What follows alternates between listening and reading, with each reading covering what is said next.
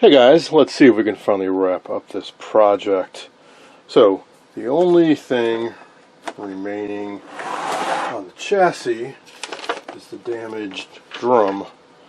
If you recall, there was loose plastic rattling, or loose something rattling around inside, and the drum was spinning freely. Well, I took the plunge, so to speak, and melted out one end and discovered that it was knurled or fluted bits of plastic in there, and one of them had broken loose, and the metal collar that went around this to provide tension had also broken loose. So got that out. Of course, now I got this ragged hole in one end, and then here's the other end. And to refresh your memory on how this all goes together,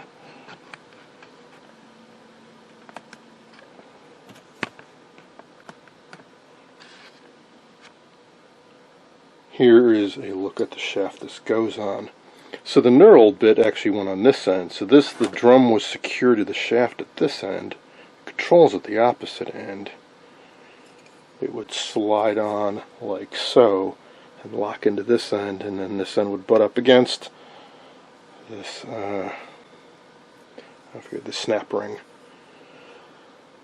Well, so what am I going to do with this? So I thought about, well, I could maybe get some plastic, maybe melt like some plastic tubing and melt it on this to recreate the fluting, and then glue it into this, or maybe get a knob that was meant for a knurled shaft and cut that up and stick it in here. But another restorer who's working on the same radio had a suggestion. Now what he did, he had an endoscope and he looked down inside and saw what the broken bits were, and he got some thinned epoxy cement down inside and just froze those broken bits in place so they wouldn't rattle around anymore, and didn't cut the end open like I did. Hindsight, yes, that would have been a smart move now that I know what was going on inside there. Okay, so then his idea to secure it to the shaft was forget about this end, secure it on this end. He took out the snap ring and installed a version of one of these. Now he used the shaft coupler, which was just a round bit of metal tubing and with two set screws, and he JB welded that to the end of the drum, put the drum on, tightened down the set screws, and that was that. Which I could do too, but I looked around a little bit more and found one of these, which is the same thing, only this has a flange plate on it. So rather than only relying on glue to hold this down, I can use some little screws. Now, of course, the challenge is if I use machine screws with nuts and lock washers, how the heck do I get them onto the other end?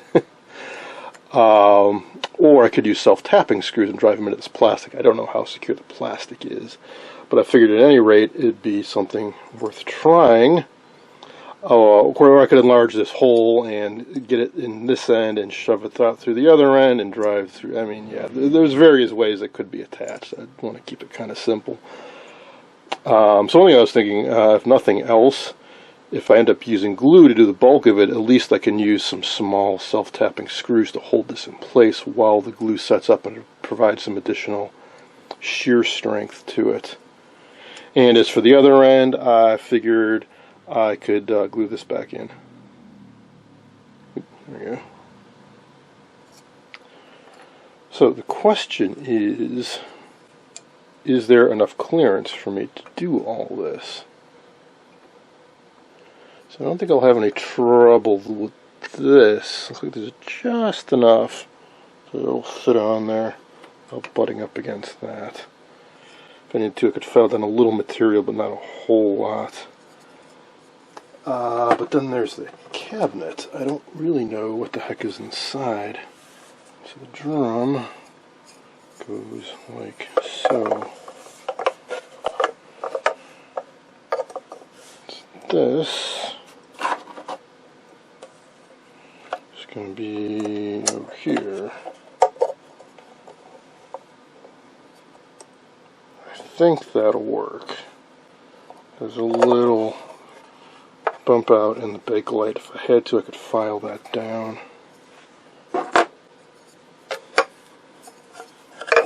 Other side, all the drum's in there. Can be like that. So that metal will be somewhat visible down in there. Not too much. So that's what I want to monkey around with. In other news, I believe the mystery of the chipped up cabinet has been solved by yet another collector who has one of these, and his had identical damage to it. None on the top, bottom broken out in various spots. He concluded that it's because this thing fits so tightly together that there's very little clearance, and just the force of the top, which fits inside of the bottom, was enough to bust this out, and I'm inclined to go along with his theory. But because I've rebuilt mine and I've filed it and sanded it a bit, I don't really have that problem. But even so, it is kind of tight. So I want to make sure that there's plenty of clearance so it doesn't bust out again.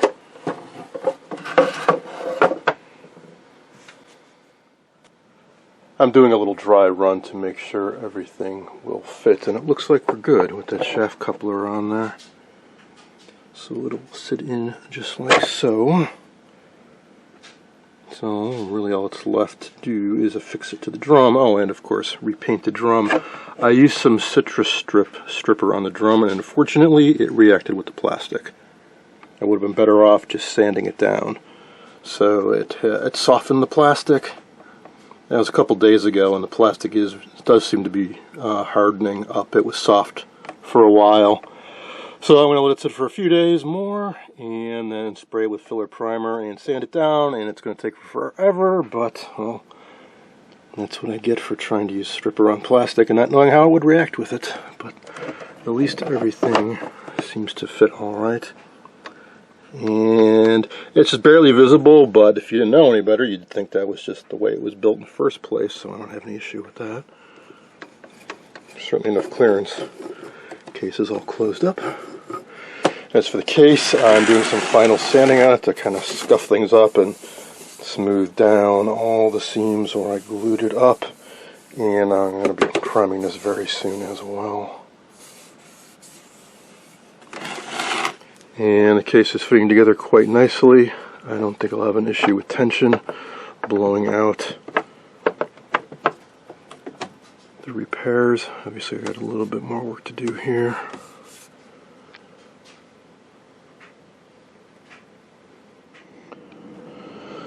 Alright, enough yakking. It's time to finally get some primer on this. I got the top all prepped, sanded. Now, I did do a test spray of the green, and it seems to adhere pretty darn well, even without primer. But definitely got some primer on the areas where there was some damage to fill in any minute voids that still exist. And I'll lightly sand it, look for any more defects, give another coat of primer in some areas if I need to. I'm especially concerned where that crack was and the large hole was. I want to make sure that those seams are not visible, and then I'll do the final coat and then mask that off and do that in gold and do the recessed lettering, and last of all,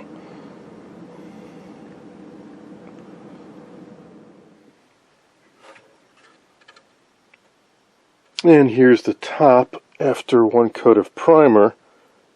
For the most part it looks pretty good, but where I did some of those repairs there are definitely some voids.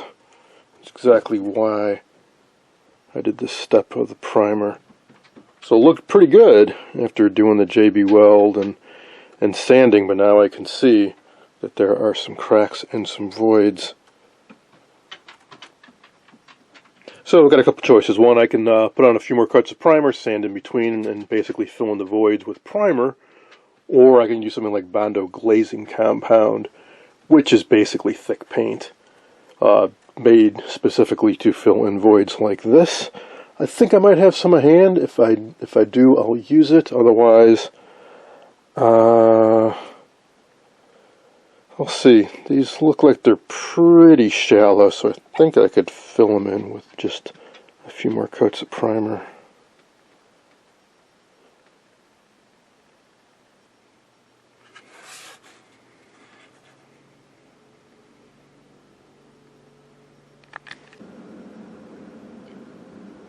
It turns out I did have some Bondo glazing compound on hand, so I'm going to use that to fill in the dings and pinholes and such, just like it says right on there.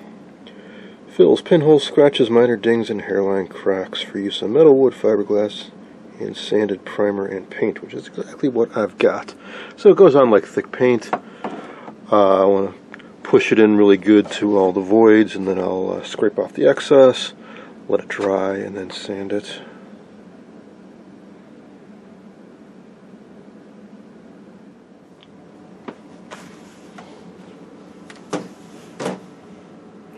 Okay, the top is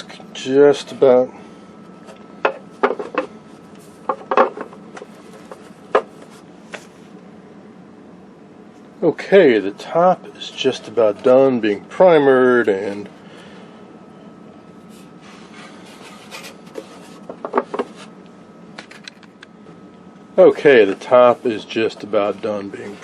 and having all the minor defects filled in. Just want to do one final pass with some fine sandpaper. This is where that whole corner was blown out, and there was a big crack in here. You can see on the inside all the patchwork I had to be done. So that's why I've been do a few passes here to remove all final traces of that. Otherwise, it's looking really sweet. So that brings us to the bottom, which had all that damage all around the lip. So I've got this all repaired and ready for a coat of primer. Now, because this had so many cracks and so much damage, so many repairs I had to make, I expect this is going to take a little bit more work. No, it's also the bottom, so I mean, cracks along the back, on the bottom, not exactly going to be visible, but I'll still go over it one or two times, fill in all the defects. Especially I want to make these two front corners look nice. This whole area was so badly damaged, and that will be rather visible being on the front. So I smoothed this out as best I could, and I scuffed up that shiny Bakelite surface so the paint will adhere better. So now I'm going to shoot this with a coat or two of primer, and then look for defects, and finally sand it and use the Bondo glazing compound as needed until I get it all nice and defect free.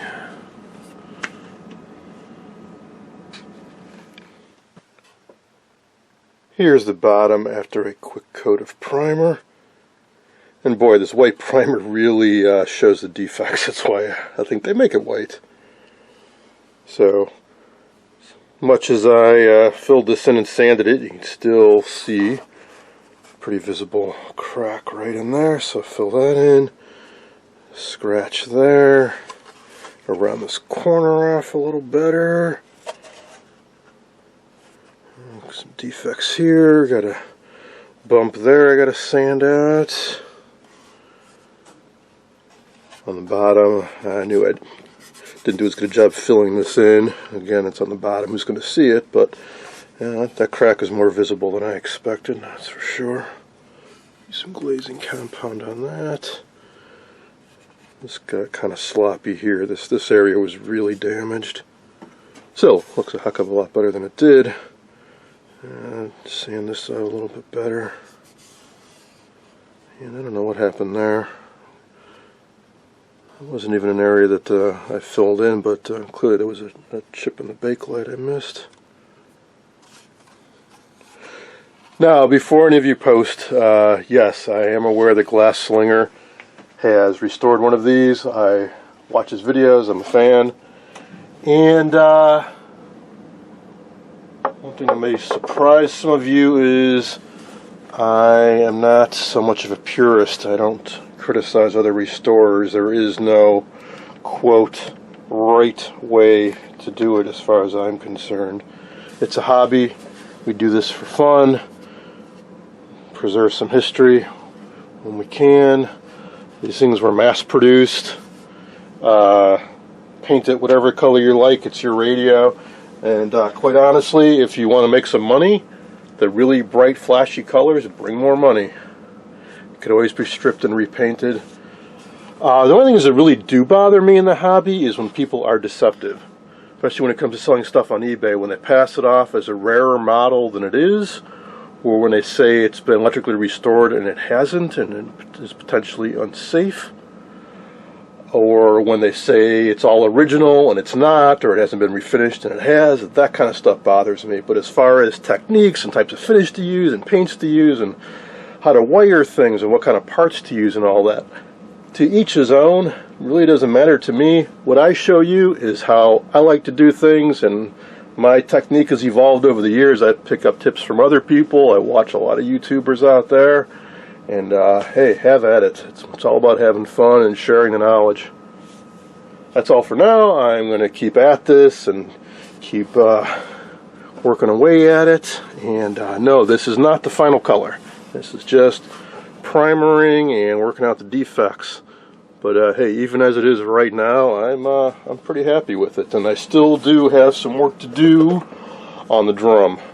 So there is some pitting from, unfortunately, I was a little too aggressive with the stripper, and then I need to put on that collar to lock it onto the shaft. But we're getting there. We're getting there in the home stretch.